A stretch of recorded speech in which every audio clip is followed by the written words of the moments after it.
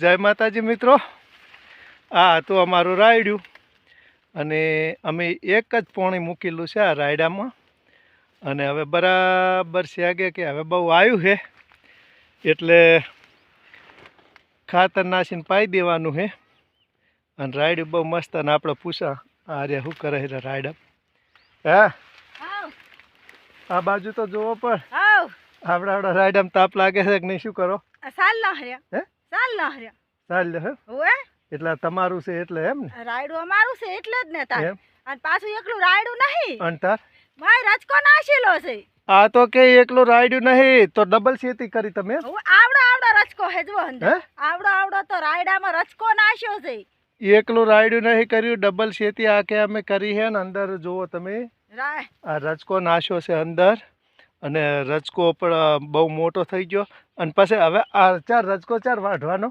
પેલા રાયડું વાટી લેવાનું અને પછી રચકો રહે ને એમાં બકરા હકરા સારી દેવાનો. અને પછી રાયડું વાટી લો એટલે તમે આટલે હાથરથી વાઢવાનું? રાયડું ના, થડામાંથી. રાયડું થડમથી વાઢવાનું? થડમથી વાઢવાનું. અને પછી રચકો પછી રાયડું વાટી લે એટલે બકરા સરાઈ દેવાના.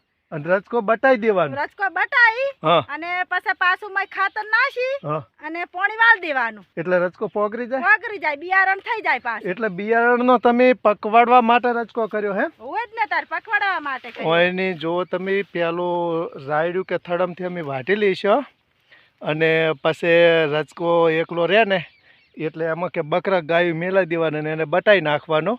બટાઈને અંદર ખાતર નાખશે, ખાતર નાખીને પાછો રચકો પોગરાવાનો.